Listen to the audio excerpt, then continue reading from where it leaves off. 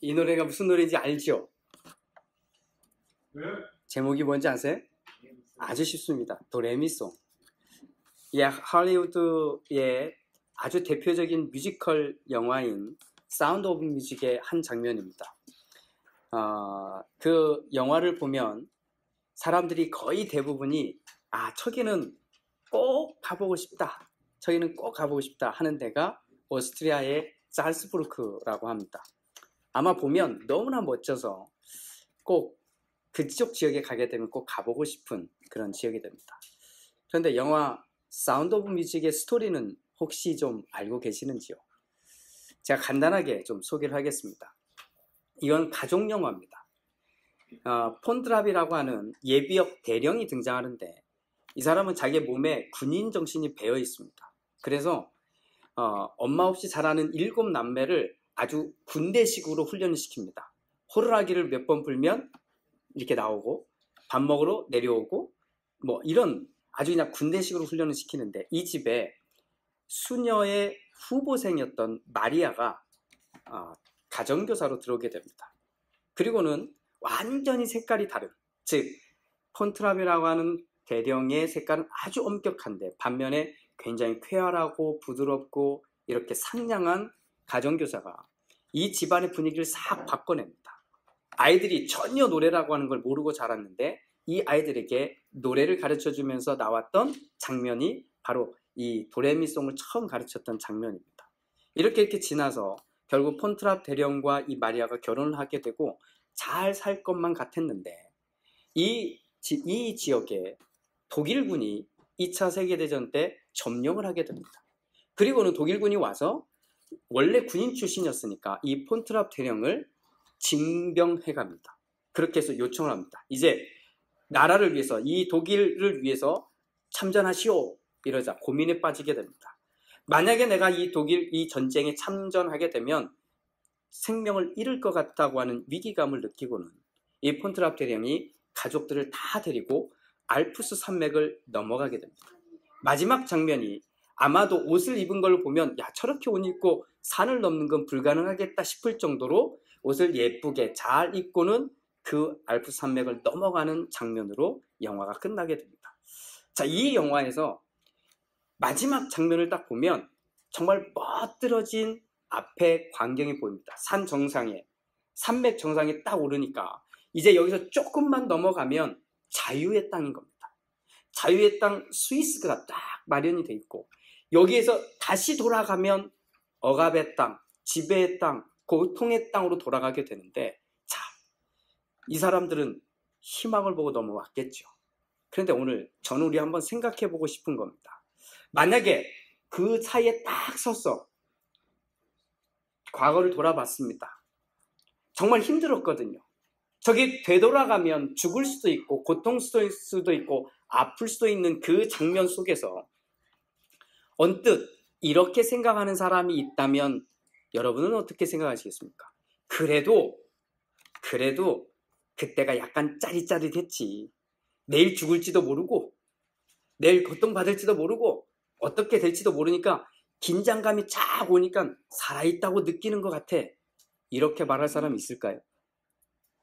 저는 정상적이라면 그렇게 생각하지 않을 것 같습니다. 그리고 더 넘어와서 자유라고 하는 것을 진짜 맛보고 나면 정말 자유라고 하는 걸 맛보고 나면 다시 그 고통의 자리로 되돌아가고 싶지 않은 것이 일반적인 사람들의 특징일 것입니다. 그런데 굳이 자유의 땅에 왔는데 다시 옛날의 그 고통 속으로 되돌아간다고 하는 사람이 있다면 왜 그럴까요? 왜 지금 분명히 자유의 땅에 있는데 되돌아간다고 말하는 사람이 있다면 왜 그럴까요? 실제적으로 북한에서 많은 억압과 굶주림과 고통 속에서 살던 사람들이 자유를 찾아 남한으로 목숨 걸고 넘어오게 됩니다. 실제로 지금도 많은 사람들이 넘어오고 있답니다.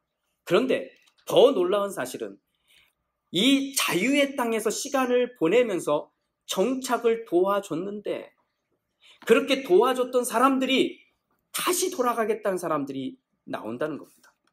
그게 아주 극소수가 아니라 여러 사람들이 다시 돌아가겠다는 거예요. 분명히 자기들은 그 땅이 어떤 땅인지 알고 온 겁니다. 그리고 여기 왔더니 여기는 진짜 자유가 있다고 말하고 정말 사람들이 자유롭게 산다고 말할 수 있는데 왜 되돌아간다고 말할까요? 분명히 자유가 주어졌는데 말입니다. 왜 그럴까? 저는 한 줄로 이렇게 정리해 봤습니다. 참 자유가 무엇인지 자유를 찾아 넘어온 사람에게 자유의 땅에 있는 사람들이 보여주지 못하고 있기 때문이라고. 말은 여기가 자유합니다. 여기가 행복한 땅입니다. 라고 말은 하는데 정작 이 사람들의 모습을 보면 행복한 얼굴이 아닌 거예요. 행복한 마음이 아닌 거예요. 그러니까 하루 이틀 지나가면 지나갈수록 계속해서 느끼는 건 말은 자유의 땅인데 실제로는 자유가 없는 땅처럼 느껴지기 때문이라고 생각해 보게 됩니다. 자유를 즐긴다고 하면서 제멋대로인 경우가 많고 또 자유를 찾는다고 하면서 정작 자신은 행복하지도 않은 사람들이 주변에 너무 많으니까 여기에서 더 이상 있고 싶지 않다는 생각을 하는 것 같습니다. 교회를 다닌 사람들도 이런 경우가 많아지고 있음을 보게 됩니다. 자유를 주었더니 자기 마음대로 생활하고 자유를 주었더니 그 자유로 사람들을 피곤하게 합니다. 자유를 주었더니 자기는 좋은데 같이 있는 사람들에게 피해를 끼칩니다. 더 나아가 자기는 자유한데 다른 사람들은 자유하지 못하도록 묶어버립니다. 우리가 살고 있는 이 조지아주는 미국 역사책에 여러 차례 기록된 현장이기도 합니다. 그 가운데 하나가 흑인 노예와 관련된 이야기들이 많이 있습니다.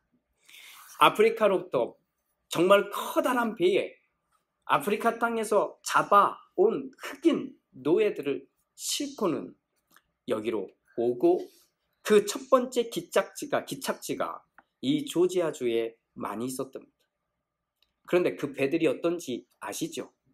큰 배, 갑판 아래 분명히 이 사람들도 우리랑 똑같이 말을 하고 숨을 쉬고 하는 사람들인데 이들을 돼지처럼 짐승처럼 우글우글하게 가다 놓고는 사람으로 볼 수 없는 그 처우를 짧게는 한 달, 많게는 2달 동안 거기를 거쳐오게 됩니다.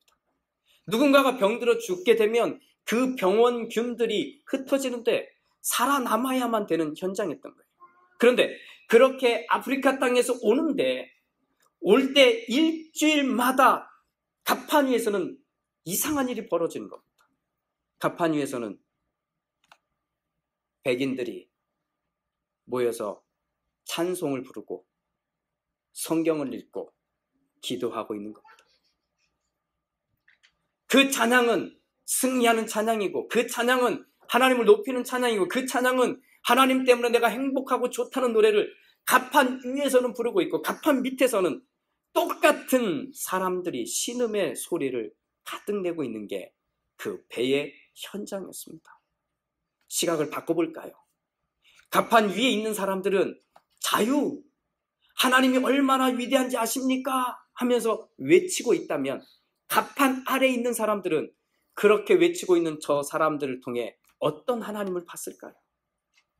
만약에 내가 믿는 하나님이라면, 아니 저 사람들이 믿는 하나님이라면 믿고 싶을까요? 성경은 우리의 옛 모습을 종이라고 표현하고 있습니다. 종은 주인이 있습니다. 종은 자기의 의사도 표현하지만 사실은 그것은 중요하지 않습니다. 주인이 무슨 생각을 하는지 주인의 마음대로 이랬다 저랬다 할 수 있는 게 종입니다.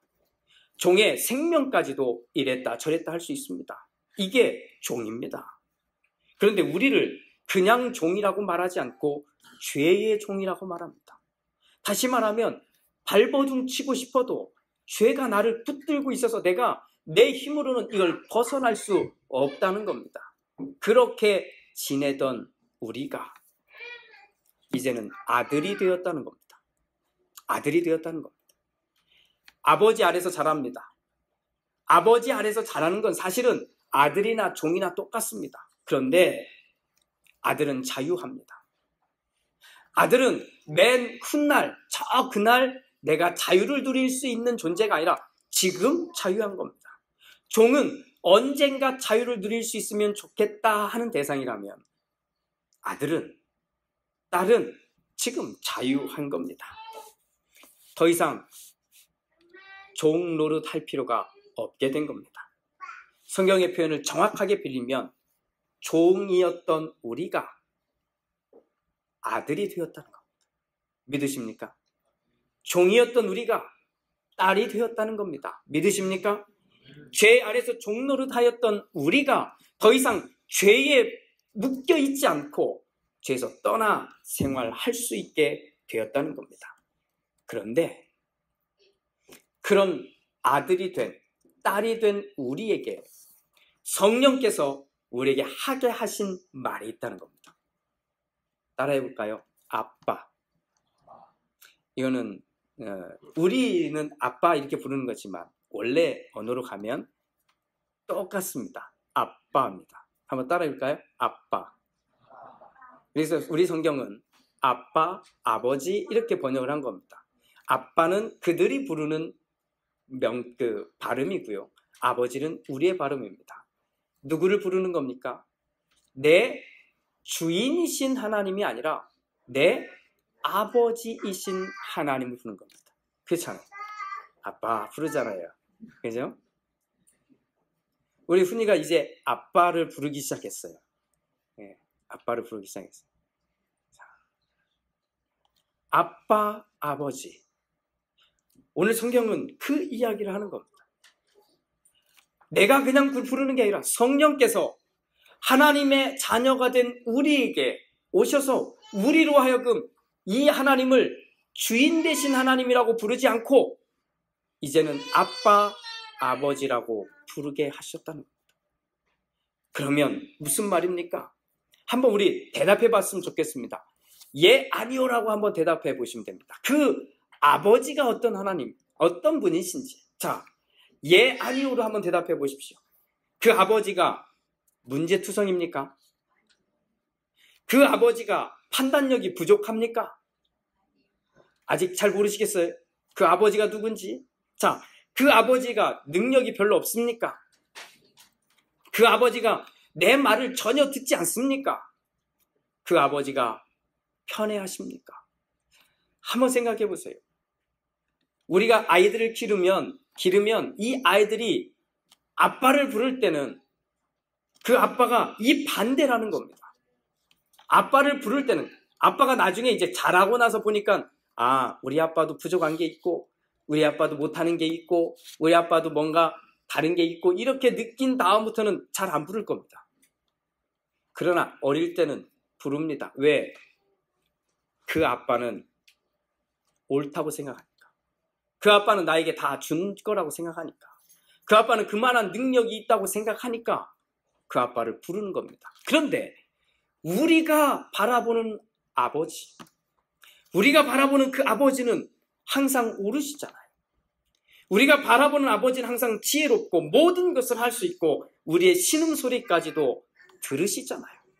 우리를 나눠놓고 누구는 더 사랑하고 덜 사랑하지 않고 모두를 똑같이 사랑하시잖아요. 믿으십니까?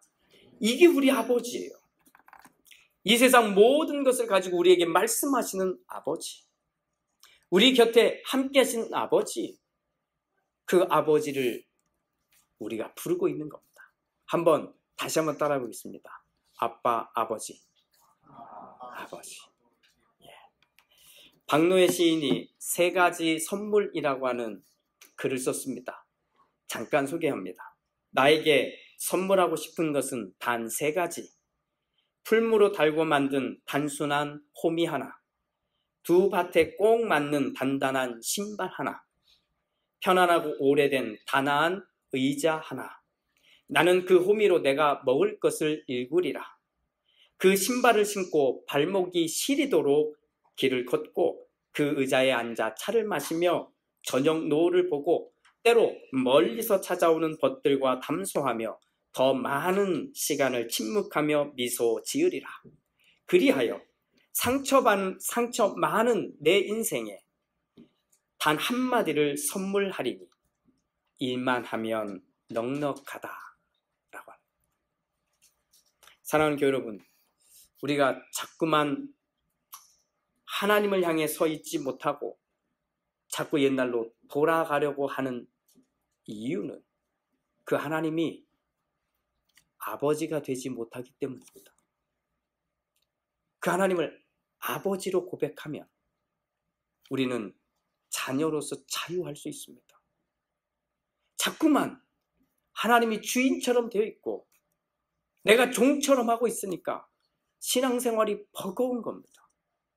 빨리 바꾸십시오. 성경은 분명하게 이야기합니다. 세상의 마음을 담아낸 시인도 이렇게 말하잖아요. 이만하면 넉넉하다. 우리는 하나님이 계신데 우리는 그럴 만한 그만큼의 고백도 할 만한 믿음이 없는 걸까요? 아닙니다. 이미 우리 안에 그 믿음이 있습니다. 그 믿음을 가지고 반응하면 됩니다. 이만하면 넉넉하다는 겁니다. 하나님의 자녀가 되었으니 됐다는 겁니다. 하나님의 아들이 되었고 하나님의 딸이 되었으니 됐다는 거예요. 다 된 겁니다.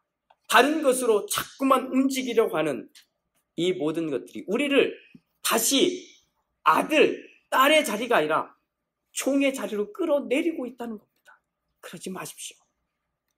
매일 올려지는 찬양을 들으면서 아빠, 아버지를 부르는 우리 모두가 되기를 주님의 이름으로 축복합니다.